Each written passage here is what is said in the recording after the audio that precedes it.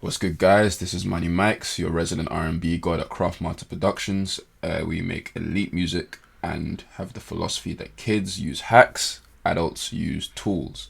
You guys are finally seeing my face. I got a fresh trim. It's sunny in January. It's a good day. Let's talk about R&B.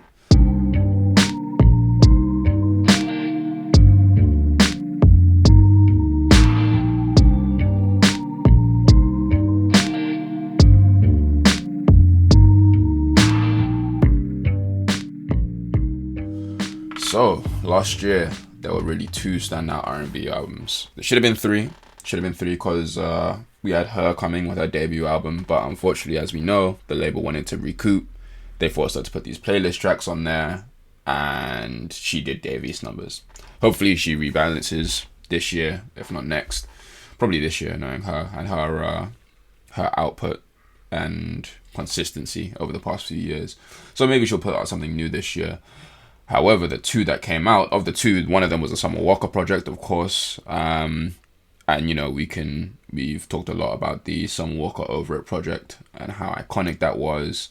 And as you know, if you head over to CMPKits right now, you can get all the chords from the Summer Walker project. You can get all the drum MIDI, the arrangement templates, and you can get everything in a bundle. You can also get a drum kit inspired by the album. Pretty cheap, cmpkits.com. Go cop that if you haven't already. But the other iconic one was really a surprise, and it came out in January, which kind of shows you generally when an album drops in January, either it's an artist that's extremely big and established, or it's an artist who isn't usually someone that's been in consideration, or someone who is at the forefront of their genre at that time. It's usually someone who hasn't been around for a while, or, you know, we've seen with The Weeknd, someone who's like just a megastar and can drop whenever. Usually albums start to come out in like March, April time in the lead up to the summer, and then you get obviously that big rush through September, through like October, November time. So January, we get this album from Jasmine Sullivan, of all people. And I don't think anyone was expecting Jasmine Sullivan to turn around and be extremely relevant in 2021, but she did. She put out this project. It's an EP. It was amazing. Everyone loved it. Hotels, which is about half an hour of music, but half an hour of like elite music. She really set the tone and put pressure on these girls' necks for the R&B for the rest of the year. And just last week was the anniversary of Hotels. So in conjunction with that, the good people over at Craftmaster Productions have decided to give you all the chords from that album, from hits such as Sit On It, some from hits such as He Put It Down, from hits such as Bodies. So by the time this video is up, that will also be on the site, cmpkits.com.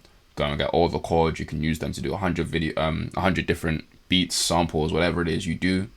Those chords are essential listening, because if you've spoken to any R&B guy in the last year and tried to make any music with an R&B person, they love that album. It's a slam dunk. And it's interesting that it's called Hotels, because those are some of the sluttiest chords you will ever hear. And when I say slutty chords, I mean they are easy slam dunk R&B song chords. So as I say, go cop that.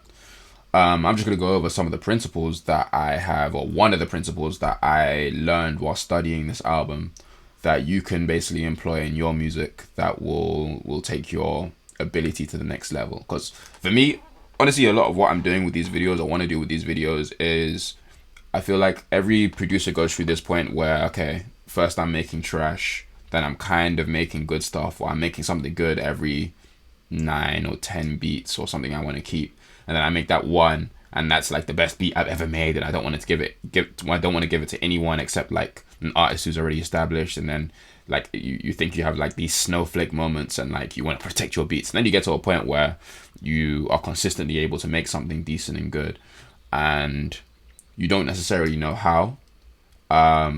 So like you basically accidentally make fire, and the way to go from accidentally making fire to intentionally knowing, okay, when I open my DAW, I'm going to make something special. I'm going to make something that people are going to like, going to make something that's going to sell, going to make a sample that people are going to want to put on their beats. The way you do that is through learning your terminology and understanding why things are fire. So not just studying your own beats, but also studying how your beats fit in with the pantheon of all the music that's out there that people are liking, that's hot, that's selling, basically. Because look, we can talk about the greatness of art as much as we want, but we're in a capitalist society, and nothing demonstrates elite art like art that sells. And so, without further ado, let me open up Studio One and show you this principle that I found. Because if you understand these principles, you'll be able to apply them and apply them intentionally, and be able to always make something that you like, or always make something that an artist is like, or something that's fit for purpose, basically. So yeah, let me open up Studio One. So the two key songs that people really love from Hotels are Pick Up Your Feelings and On It. And I'm going to do tutorials on both of them. Just going in depth as to why people love them so much, and some of the music theory behind them. Today I'm going to go into Pick Up Your Feelings, and what I'm going to say, and I'm going to preface this with the fact that this is the tutorial for anyone who has dreams of being like London on the Track, and taking the skills that they've picked up doing trap music and pivoting into R&B music, which, interestingly enough, I feel is like a very common desire. I've seen quite a few pretty successful producers that work with rappers deciding that they want to get up and work with an R&B girl, and it's purely because there's this idea that R&B is more elite music. Like it's definitely a more difficult genre to master, and so a lot of people feel like, to prove that I'm a real producer, R&B is the way to go, because it shows that, oh, I'm really a technically proficient musician, I should say. And so if that's you and that's the route that you want to take, this is going to be the tutorial for you. Now, why do I say that this is the tutorial for the trap producers? Because Pick Up Your Feelings is a 1/5 chord progression, and 1/5 is the most common chord progression in trap and in rap music in recent history. Sicko Mode has a 1/5 chord progression. Life is Good has a 1/5 chord progression. Highest in the Room has a 1/5 chord progression. Drake Popstar with Justin Bieber has a 1/4 chord progression, which is just a 1/5 chord progression in reverse.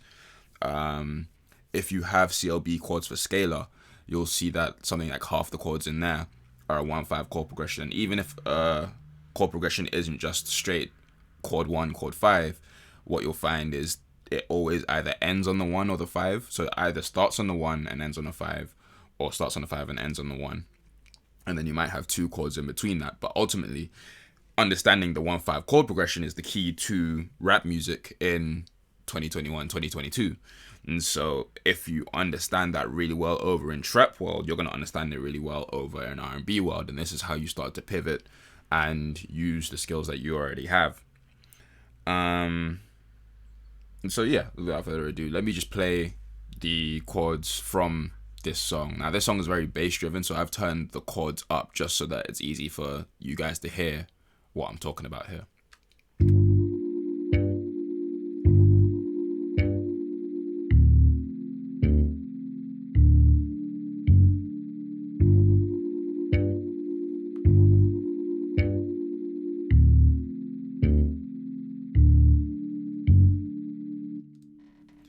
Okay, so here the chord sequence, it goes from G minor to D minor. So G up to D, that's a 1 up to a 5.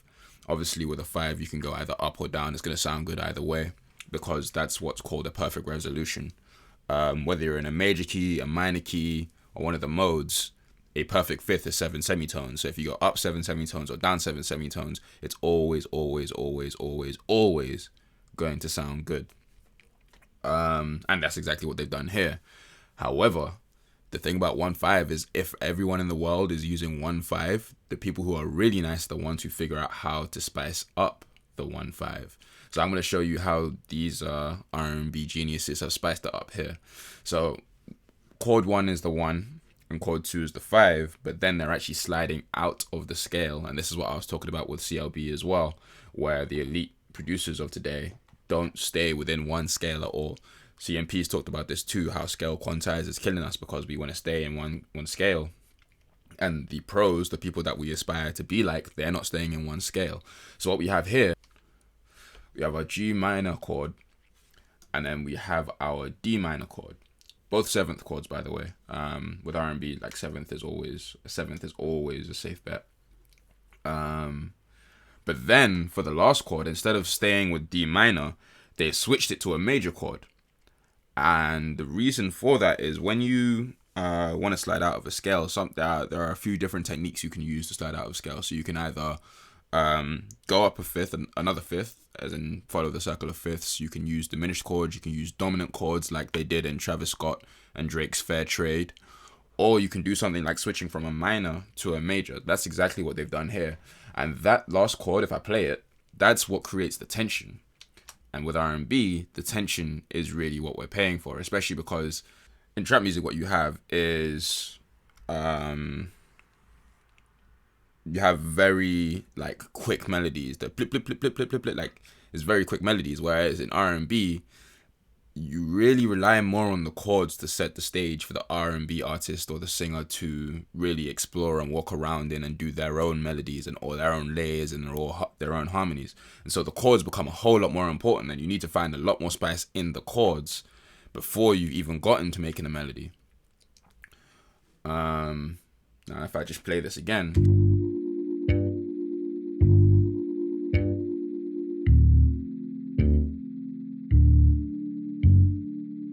that fourth chord, tension, it's beautiful.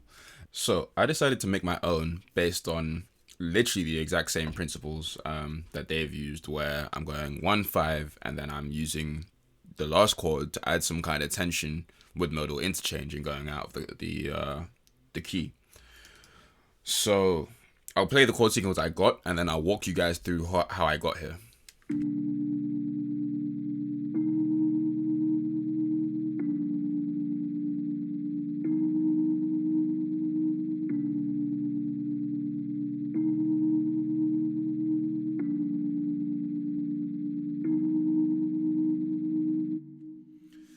Okay, so let's go step by step.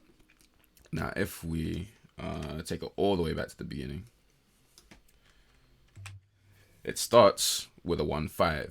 So we have our C minor 9 chord. I really like the 9th chord. And I'll switch between the 9th and the 7th when I'm doing R&B, and it's all about taste and stuff, really. Like, experience will tell you when to use a 7th and when to use a 9th. Honestly, if you don't know, try both and pick the one that sounds the nicest for the context you're using it in. So here, I went with the 9th chord followed by the 7th chord. So the 9th just means I've added the D, which would be the 2nd or the 2. You guys probably know that by now if you're in sample class. I'm probably oversimplifying. And then with the next chord up, I didn't go with the 9th, I went with the 7th. So I just doubled up the D sharp minor. So you've got C minor 7. Just to explain why I did that. In R&B, as I was saying, it's not like with trap where you have these fast melodies going all the time. There are often times that you only have your chords with the singer. And so the chords themselves need to be melodic. The chords need to have their own melody that will guide the singer with which harmonies they should use and which melodies they should use. And so that's why I decided to go with that, and you'll see that come up later. So here what we've got is the 1, and then just the same as what Jasmine Sullivan did, I've gone from the 1 to the 5. So C to G is 1-5. C minor to G minor is 1-5. And in the Pick Up Your Feelings song, they had the 5th in the octave below. And the same way, I've gone down an octave. So I'll play you how that sounds.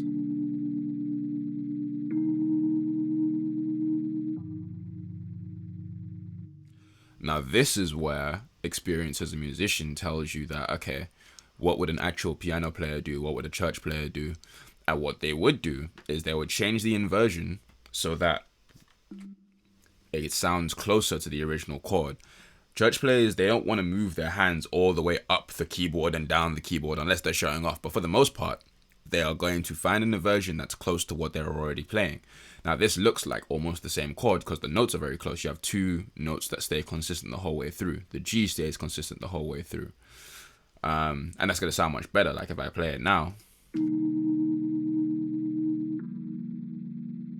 See how it sounds closer and it just works? and the fact that it's higher, it just feels like a much more intelligent use of the chord. Now, what I've done here is exactly the same thing. So if we move things back down, the way you go from a minor to a major is your third goes up a semitone. That's the difference between minor and major. So the fifth stays the same, the third goes up a semitone. So in G, the fifth is the D. The Ds are the same. The seventh is the same even, but you have the difference with your number 3. So that's all I've done here. That's the only difference between these two chords, but you get this tension from it. Now if I bring those up an octave. Sorry.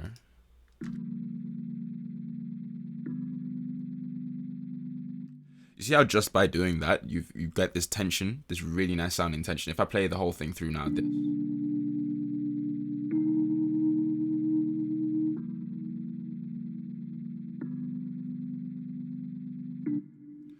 Boom, tension. Then, very simply, I just decided to copy these two across because D is already in the G chord. So, why wouldn't I? Why wouldn't I add that spice? And then, as I was saying, you want to lead the singer with the melody. And the melody, like, when it comes to chords, our ear really only hears 2 notes. You hear the bottom note because that's your bass and that's where it's rooted in. And you hear your top note because the ear is more sensitive to high frequencies. So you use the top note of your chords to guide the melody. And I really like the melody of going between the two. It's actually the same principle that CMP always talks about, where he says for tension in trap chords, you want to have that minor second going throughout with the top note of your chords. And if you're in sample class, you'll have heard that phraseology before. So let's play how it sounds now that I've copied that over, I've changed the inversion, and I've had the last chord going from minor to a major.